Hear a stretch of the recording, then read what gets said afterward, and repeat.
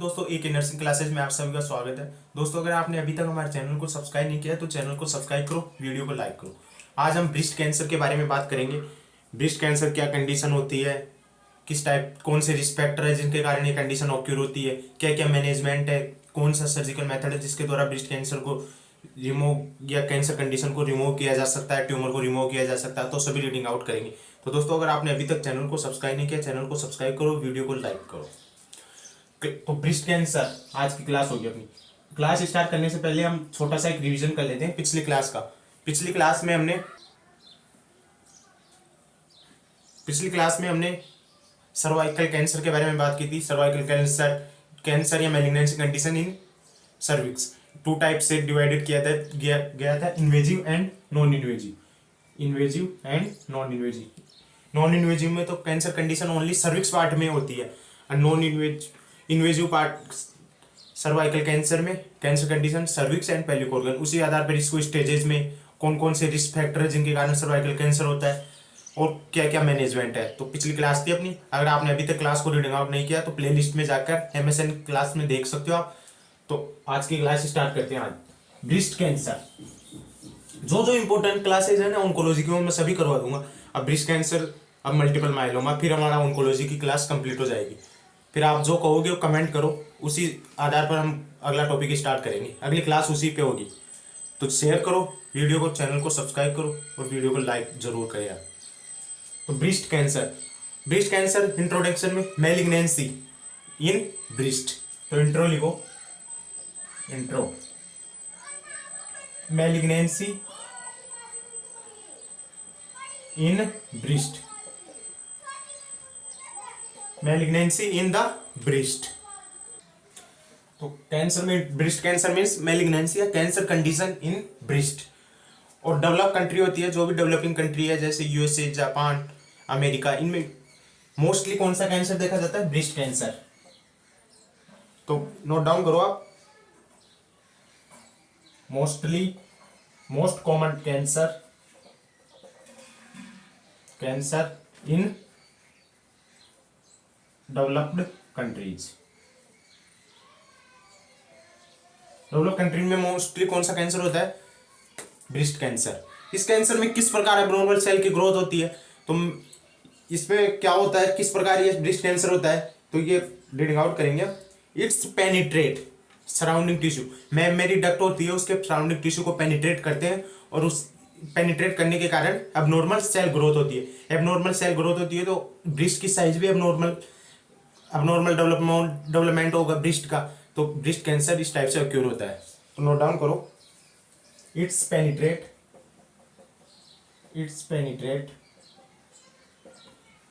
Surrounding tissue of mammary, it penetrate surrounding tissue of the mammary duct. Mammary duct के surrounding tissue penetrate करेंगी होंगे तो abnormal cell growth होगी। So abnormal cell growth in breast. Breast में abnormal cell growth होगी। Abnormal cell growth होगी तो irregular shape हो जाएगी ब्रेस्ट की। इरेगुलर शेप ऑफ ब्रेस्ट की इरेगुलर शेप हो जाएगी, और इसी को क्या बोलते हैं? Breast cancer. तो नोट डाउन करो। अब ब्रेस्ट कैंसर के मेटास्टेटिक यानी कौन से पार्ट से ट्रांसफर होता है? मेटास्टेसिस मैंने जब इंट्रोडक्शन पढ़ा था ऑन्कोलॉजी में बताया था, transfer of the one disease condition या कैंसर कंडीशन वन पैलेस या one organ to another place या अनदर ऑर्गन। तो ब्रेस्ट कैंसर का मेटास्टेटिस पार्ट कौन सा होता है? Bone. Common site of the metastasis पिछली सेकंड नंबर की क्लास थी, उसमें बता दिया था मैंने। तो ब्रेस्ट कैंसर में मेटास्टेटिस, अगला पॉइंट मेटास्टेटिस इंपॉर्टेंट है, क्वेश्चन आएगा मेटास्टेटिस में से हर बार। क्वेश्चन ये इंपॉर्टेंट है, इंपॉर्टेंट डाल लिया करो उनको। मेटास्टेटिस, ब्रेस्ट कैंसर का मेटास्टेटिस कहां पर होता है? बोन में। अगर बोन ऑप्शन में नहीं है तो फर्स्ट प्रायोरिटी बोन को देंगे, फिर लंग्स एंड थर्ड लीवर। मतलब ट्रांसफर हो सकता है ब्रेस्ट कैंसर बोन में, फिर लंग्स, अगर बोन ऑप्शन में नहीं है तो लंग्स फर्स्ट प्रायोरिटी अपने बोन को देंगे। तो ये नोट डाउन करो। अब अगला रूट, कौन से रूट के द्वारा मेटास्टेसिस होगा, यानी one organ to another organ ऐसे तो ट्रांसफर होगा, कौन से रूट, ब्लड के थ्रू हो रहा है, लिम्फेटिक सिस्टम के थ्रू हो रहा है, टिश्यू के थ्रू हो रहा है, किस रूट के थ्रू होगा ब्रेस्ट कैंसर का transfer? Lymphatic route, lymphatic route या हिमेटोजीनियस, ब्लड के थ्रू, हिमेटोजीनियस रूट, ब्लड के थ्रू भी हो सकता है। तो दो रूट आ गए मेटास्टेटिक, कहां पर, bone, lungs, liver, first priority bone को देंगे। रूट कौन सा रूट, लिम्फेटिक या हिमेटोजीनियस रूट। अब अगला पॉइंट, कोजेज या risk factor, risk factor of the breast cancer. अगला पॉइंट सिस्टम वाइज पढ़ रहे हैं, पहले डेफिनेशन देखी, फिर कौन से पार्ट में इंट्रो देखा, टाइप देके, मेटास्टेटिक्स पार्ट देखे, अब risk factor. Risk factor, risk factor में फर्स्ट है अर्ली मीनोपोज। अर्ली मीनोपोज यानी प्यूबर्टी एज से, प्यूबर्टी एज में ही मेंस्ट्रुअल साइकिल स्टार्ट हो जाए, उसको अर्ली मीनोपोज कहते हैं। तो early menopause, early menopause, puberty as मतलब 13 वर्ष से पहले, 13 ईयर्स से पहले menstrual cycle start, early menopause. Second, इससे क्या हो सकता है, ब्रेस्ट कैंसर हो सकता है, रिस्क फैक्टर है। लेट अर्ली मीनोपोज में, sorry, early menarche, early menarche,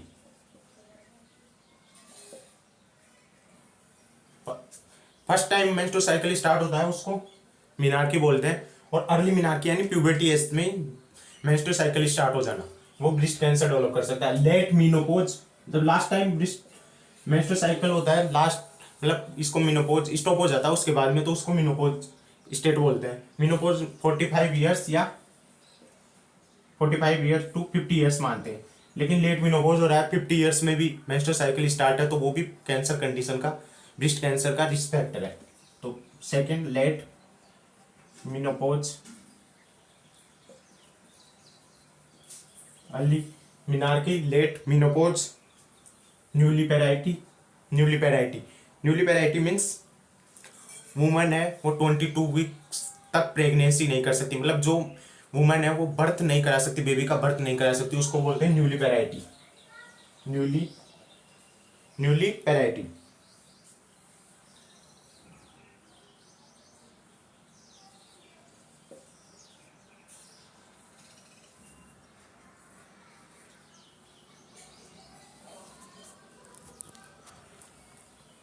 अगला साइन, अगला risk factor let first birth, first birth हो रही है, लेट हो रही है, वो भी ब्रेस्ट कैंसर का रिस्क फैक्टर है। Let first birth, let first birth, obesity, ये सभी उस रिस्क फैक्टर आएंगे, ओबेसिटी। और अगला रेडिएशन एक्सपोजर, रेडिएशन एक्सप्लोजर, रेडिएशन एक्सप्लोजर हो गया, या रेडिएशन एक्सप्लोजर के अलावा फैमिली हिस्ट्री, अगर किसी फैमिली में वुमेन्स को या उसके फादर को, वो सॉरी उसके मदर को या उसके फैमिली में किसी भी मेंबर को ब्रेस्ट कैंसर है, तो वो भी ट्रांसफर होने की प्रायोरिटी रखता है। रिस्क फैक्टर में कहा जाता है family history, family history. Oral contraceptive pills, अगला ओरल, ये भी ब्रेस्ट कैंसर डेवलप कर सकते हैं, ओरल कॉन्ट्रासेप्टिव पिल्स। और सबसे important hormonal replacement therapy, oestrogen और प्रोजेस्टेरोन के लेवल को मेंटेन करने के लिए hormonal HRT, hormonal replacement therapy दी जाती है, तो वो भी ब्रेस्ट कैंसर डेवलप कर सकती है। Hormonal replacement therapy. रेडिएशन हमने शुरू में बताया, early menarche, late menopause, radiation exposure, obesity, radiation exposure, family history, oral contraceptive pills, HRT hormone replacement therapy, tobacco smoking, alcohol, ये सभी रिस्क फैक्टर है। Tobacco smoking, alcohol beverage, alcohol पेय पदार्थ में आते हैं जो उनको पीने की आदत हो, तो ये सभी रिस्क फैक्टर है ब्रेस्ट कैंसर के। अब रिस्क फैक्टर देख लिए, अब इसके साइन सिम्टम क्या क्या साइन सिम्टम होंगे ब्रेस्ट कैंसर जिस वुमन को या फीमेल को हो रहा है, तो साइन सिम्टम। तो अगला पॉइंट डालो sign symptom.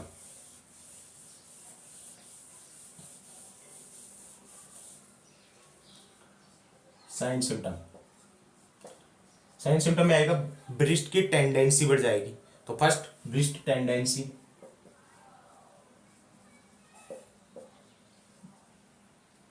Breast tendency. Second bladder and clear discharge, ये सभी साइन सिम्टम में आएंगे। Bladder and clear discharge, bladder and bloody and clear discharge, sorry bloody and clear discharge. और ब्रेस्ट कैंसर के लिए स्क्रीनिंग कौन सी करते हैं, mammography and breast self examination, BSE। तो ब्रेस्ट सेल्फ एग्जामिनेशन में जो ब्रेस्ट होता है उसमें क्या आएगी, मास फील होएगा, यानी कुछ नोट्स का फीलिंग आएगी, तो उसको वो भी साइन सिम्टम में आएगा। Mass feel during breast self examination, breast self examination के दौरान मास फील होगा। और ये सबसे इंपॉर्टेंट साइन सिम्टम है ब्रेस्ट कैंसर का, mass feel during BSE, breast self examination के दौरान। और कहां पर होगा ये mass feel, outer and upper surface. Important question आया हुआ है mass BSE breast self examination के दौरान ब्रेस्ट में कौन से पैलेट्स पर मास फील होता है, तो outer and upper side of breast, breast के आउटर एंड अपर साइड पर मास फील होगा, सबसे इंपॉर्टेंट साइन सिम्टम है ये। और निप्पल रिट्रैक्शन भी हो सकता है या एलिवेशन। रिट्रैक्शन यानी निप्पल थोड़ा धस सकता है अंदर की साइड, और रिट्रैक्शन मीन्स नॉर्मली जो निप्पल बाहर निकला हुआ होता है ब्रेस्ट से, वो उससे ज्यादा निकल जाए, तो breast nipple retraction sign symptom में आएंगे, nipple retraction and elevation, nipple retraction and elevation. Ulcer in the skin, ulcer in the skin पर अल्सर हो सकते हैं। एक्जिलरी लिम्फेडिनोपैथी, एक्जिला में लिम्फ निकल आती है, मतलब गांठी हो जाती है, उसको एक्जिलरी लिम्फेडिनोपैथी, ये भी ब्रेस्ट कैंसर का साइन सिम्टम। तो अगला लिखो एक्जिलरी लिम्फेडिनोपैथी, एक्जिलरी लिम्फेडिनोपैथी।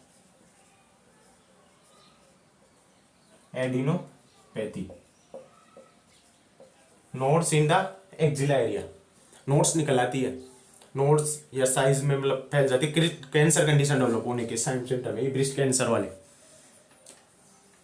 और दोनों ब्रेस्ट में भी एसिमेट्री हो जाती है, एसिमेट्री ऑन बोथ ब्रेस्ट, मतलब जिसमें कैंसर होगी वो साइज में ज्यादा हो जाएगा, तो एसिमेट्रिकल इन बोथ ब्रेस्ट। तो ये साइन सिम्टम देख ली। साइन सिम्टम में हमने देखा ब्रेस्ट टेंडेंसी बढ़ जाएगी, ब्रेस्ट की टेंडेंसी बढ़ जाएगी, निप्पल रिट्रैक्शन या एलिवेशन हो जाएगा, मास फील होगा during breast self examination, breast self examination करेंगे तब मास फील होगा। आउटर, ये सबसे इंपॉर्टेंट साइन सिम्टम है, outer and upper side of the breast mass feel होगा, outer and upper side of the breast mass feel होगा। ये सारे सिम्टम हो गए। अब अगला पॉइंट ब्रेस्ट कैंसर में स्क्रीनिंग कौन कौन सी स्क्रीन करेंगे, तो मैं स्क्रीनिंग का मेन एम होता है ब्रेस्ट कैंसर या कैंसर कंडीशन ओक्यूर होने से पहले, यानी साइन सिम्टम ब्रेस्ट कैंसर के मतलब डेवलप होने से पहले कैंसर कंडीशन का पता लगाना एंड ट्रीट करना। तो ब्रेस्ट कैंसर में मैंने 2 स्क्रीनिंग बताई थी, mammography and breast self examination. तो स्क्रीनिंग में नोट डाउन करो। अगला पॉइंट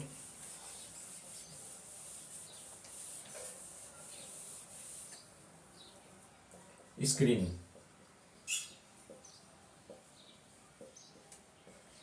में फर्स्ट मेमोग्राफी में क्या करते हैं, x-ray and ionising rays use की जाती है और इसके द्वारा विजुअलाइज किया जाता है ब्रेस्ट के इनर पार्ट को। And second, breast self examination.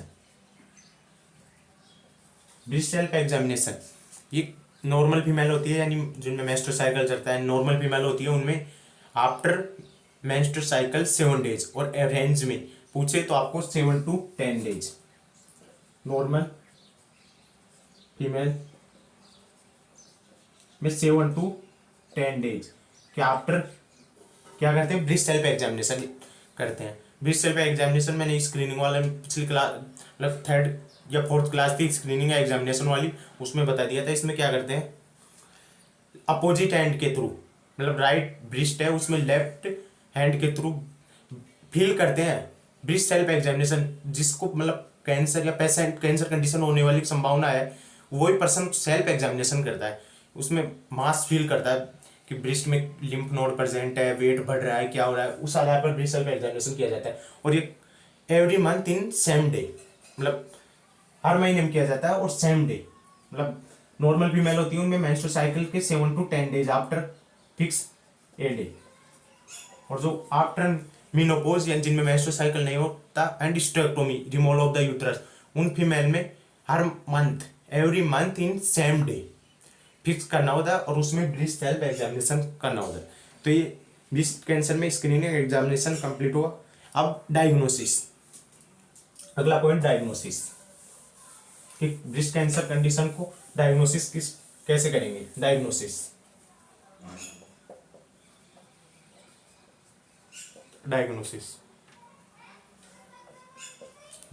में बायोप्सी में फर्स्ट है fine needle aspiration cytology. Fine needle aspiration cytology,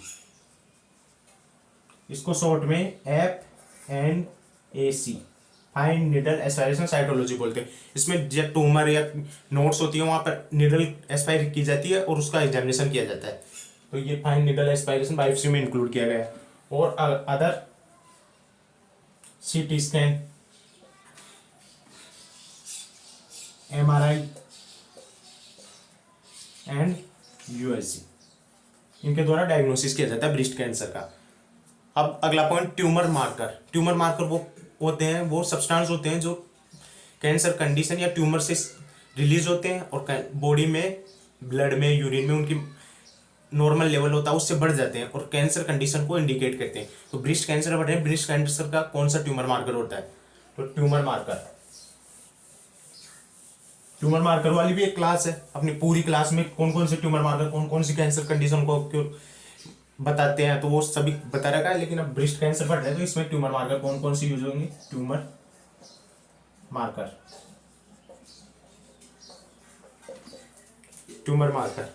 cancer antigen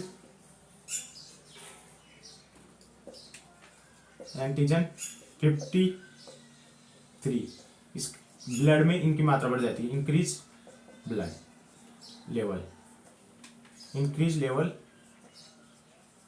in blood, किसकी, कैंसर एंटीजन 115-3। एंड सेकेंड है CEA कार्सिनो एम्ब्रियोजेनिक एंटीजन, ये भी ब्रेस्ट कैंसर कंडीशन को indicate करते हैं और इनका भी इंक्रीज लेवल ब्लड में इनका लेवल बढ़ जाता है। और एक BRCA breast cancer active antigen first and breast cancer active antigen second, ये ब्रेस्ट कैंसर कंडीशन का ट्यूमर मार्कर होता है और इसका भी level increase level in breast blood. CEA कार्सिनो embryogenic antigen lungs cancer वाली कंडीशन और कोलोरेक्टल कैंसर को भी इंडिकेट करते हैं। और ब्रेस्ट कैंसर ये तीनों को इंडिकेट करता है कार्सिनो एम्ब्रियोजेनिक ट्यूमर मार्कर वाली क्लास अपनी, तो उसको रीडिंग आउट कर लो अच्छे से, और भी समझ में आ जाएगी। यहाँ पर तो मैं शॉर्ट में बताया हूँ अभी। अब अगला पॉइंट मैनेजमेंट, किस प्रकार मैनेजमेंट करेंगे ब्रेस्ट कैंसर कंडीशन को। अब तो अगला पॉइंट मैनेजमेंट।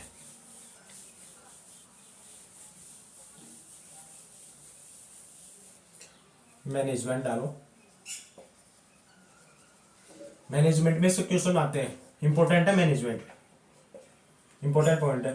तो फर्स्ट देखेंगे हम नॉन सर्जिकल मैनेजमेंट, और फिर देखेंगे सर्जरी के द्वारा कौन कौन सी सर्जरी परफॉर्म की जाती है। तो पहला non surgical management, non surgical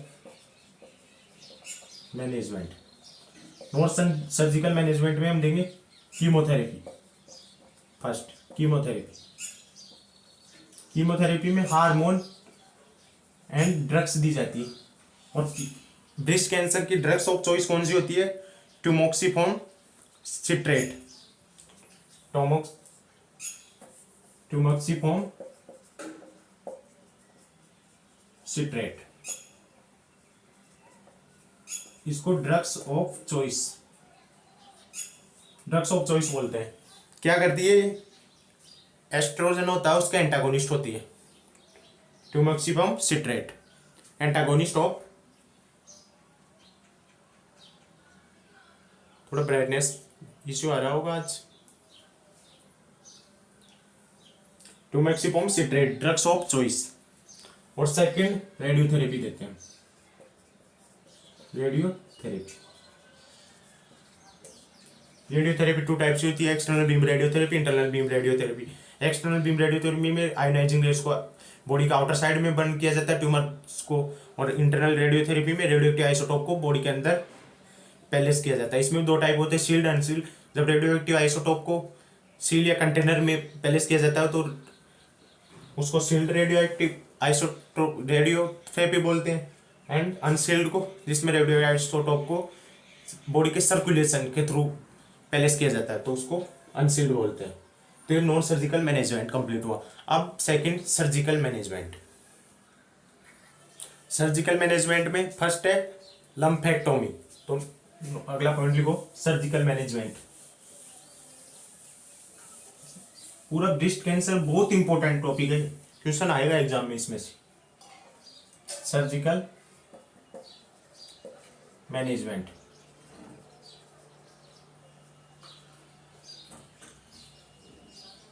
surgical management में फर्स्ट है lumpectomy. Lumpectomy means removal of the tumour part या removal of the lymph part, remove of tumour part, tumour है वहां उस पार्ट को रिमूव, या remove of lymph part, lymph part. ये surgical management है ब्रेस्ट कैंसर का first, lymphectomy. Lymphectomy means removal of the tumour part या removal of the lymph part, lymph part को रिमूव किया जाता है। अब सेकंड है mastectomy. Mastectomy means removal of the breast. इसको 4 फेजेज होती है, 4 फेजेज में परफॉर्म किया जाता है, 4 टाइप का होता है। तो सेकंड लिखो मैनेजमेंट, सर्जिकल मैनेजमेंट में mastectomy. Second mastectomy. Mastectomy means removal of breast, breast को रिमूव करना, मैस्टेक्टोमी। 4 टाइप की होती है ये, 4 टाइप। 4 टाइप में फर्स्ट है simple mastectomy, simple mastectomy. Second, first simple mastectomy, second modified radical mastectomy, modified radical mastectomy. Third Halsted radical mastectomy. और last है fourth curative and preventive mastectomy. तो 4 टाइप है। First simple mastectomy, second modified radical mastectomy, third Halsted radical mastectomy and last curative and preventive mastectomy. अब इसमें कौन कौन से part को रिमूव किया जाता है, ब्रेस्ट में किस टाइप से रिमूव किया जाता है वो पढ़ेंगे। तो फर्स्ट डालो simple mastectomy. First simple mastectomy. Simple mastectomy में कौन कौन से ब्रेस्ट पार्ट को रिमूव किया जाता है, इसमें remove breast, remove of breast tissue, breast tissue को रिमूव किया जाता है सिंपल मैस्टेक्टोमी में। निप्पल को remove of nipple and remove of Ellora part को रिमूव किया जाता है। एंड स्किन, जहां पर ब्रेस्ट कैंसर कंडीशन हो रही है वहां की स्किन को रिमूव किया जाता है, but not remove complete lymph node. तो इंपॉर्टेंट है, लास्ट में लिखना, not remove complete lymph node. मतलब इसमें सिंपल मैस्टेक्टोमी एक सर्जिकल मेथड है ब्रेस्ट कैंसर के लिए। तो इसमें 4 टाइप से परफॉर्म की जाती है, 4 टाइप होते हैं इसके, simple mastectomy, modified radical mastectomy, Halsted radical mastectomy and last curative and preventive mastectomy. हम फर्स्ट पार्ट पढ़ते हैं सिंपल मैस्टेक्टोमी। सिंपल मैस्टेक्टोमी में कौन कौन से ब्रेस्ट के कौन कौन से पार्ट को रिमूव किया जाता है, remove of the breast tissue, nipple, areola part, skin, but not remove complete lymph node. Complete lymph node को रिमूव नहीं किया जाता। अब सेकंड है, अब second modified radical mastectomy. Modified radical mastectomy. अब इसमें कौन कौन से ब्रेस्ट पार्ट को रिमूव किया जाता है वो पढ़ेंगे हम। तो मॉडिफाइड रेडिकल मैस्टेक्टोमी, इसमें कौन कौन से ब्रेस्ट के पार्ट को रिमूव किया जाता है, breast tissue remove, breast tissue को रिमूव किया जाता है। सेकेंड में nipple, areola, skin and complete lymph node. First वाला था सिंपल में, वहां कंप्लीट लिम्फ नोड को रिमूव नहीं कर रहे, लेकिन सेकंड मॉडिफाइड रेडिकल मैस्टेक्टोमी में कंप्लीट लिम्फ नोड को रिमूव। बट इसमें कौन से पार्ट को रिमूव नहीं करेंगे, muscles have present, but muscles have present. तो ये मॉडिफाइड रेडिकल मैस्टेक्टोमी। फर्स्ट हमने पढ़ा simple mastectomy breast tissue, skin, areola, लेकिन लिम्फ नोड को रिमूव नहीं किया। सेकंड मॉडिफाइड रेडिकल मैस्टेक्टोमी, इसमें ब्रेस्ट टिश्यू को भी रिमूव किया, एरियोला, स्किन, ब्रेस्ट कैंसर की जहां जहां पर स्किन है वहां पर रिमूव कर दिया, और lymph node complete lymph node को रिमूव कर दिया, लेकिन मसल्स को हैव प्रेजेंट। अब थर्ड है अपना Halsted radical mastectomy. Halsted third mastectomy 4 type की थी, अब 2 टाइप देख लिया हमने। अब थर्ड है होल सेटेड।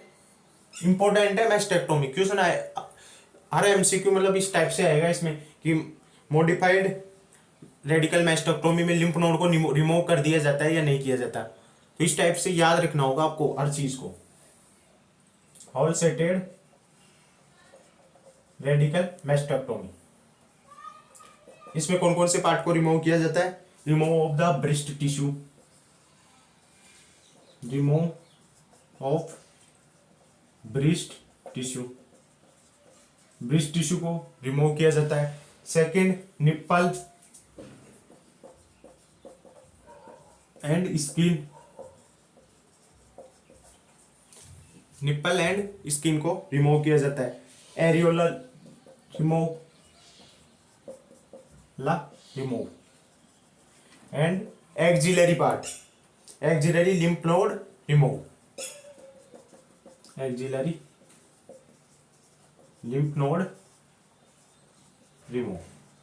ये थर्ड हो गया एल्सूटेटेड रेडिकल मैस्टेक्टोमी। अब लास्ट है क्यूरेटिव एंड प्रिवेंटिव मैस्टेक्टोमी। इसमें क्या करते हैं, या तो दोनों ब्रेस्ट या वन ब्रेस्ट को रिमूव कर दिया जाता है। तो last curative and preventive mastectomy. Fourth curative या प्रिवेंटिव मैस्टेक्टोमी। इसमें क्या किया जाता है, रिमूव ऑफ बोथ ब्रेस्ट। ये किस लिए करते हैं, साइन कंडीशन को या साइन सिम्टम को रिड्यूस करने के लिए। तो इसमें वन या both breast have remove, one या बोथ ब्रेस्ट रिमूव कर दिए जाते हैं। किसमें, लास्ट क्यूरेटिव मैस्टेक्टोमी। तो ये मैस्टेक्टोमी सर्जरी थी ब्रेस्ट कैंसर की, वो कंप्लीट हो गई। पहले हमने लिम्फेक्टोमी देखा, लंपेक्टोमी में रिमूवल ऑफ द ट्यूपर या लिम्फ नोड को, और सेकंड सर्जिकल था मैस्टेक्टोमी। उसके 4 टाइप थे, 4 टाइप देख लिए, कौन कौन से पार्ट को रिमूव किया जाता सब देख लिया। अब इंटरवेंशन, सर्जरी हो गई, अब intervention.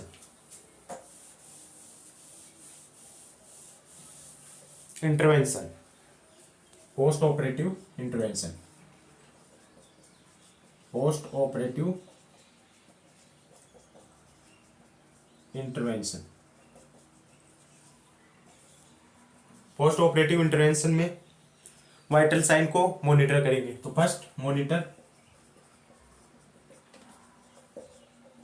Vital sign, monitor vital sign, provide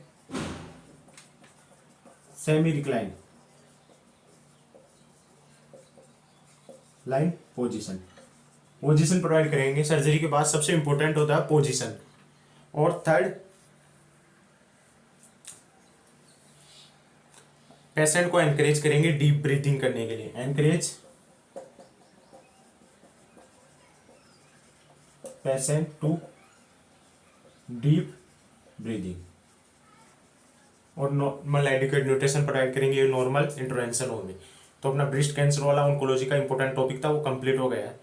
तो अगर आपने अभी तक हमारे चैनल को सब्सक्राइब नहीं किया, चैनल को सब्सक्राइब करो। और अपना आप चैनल की प्लेलिस्ट में जाकर कंटिन्यू सीरियल वाइज क्लासेज ले सकते हो, जिससे आपको पढ़ने में इजीली आपको समझ में आ जाएगा। इजीली पढ़ोगे, हर क्लास को रेगुलर पढ़ो और रेगुलर चैनल के साथ बने रहो।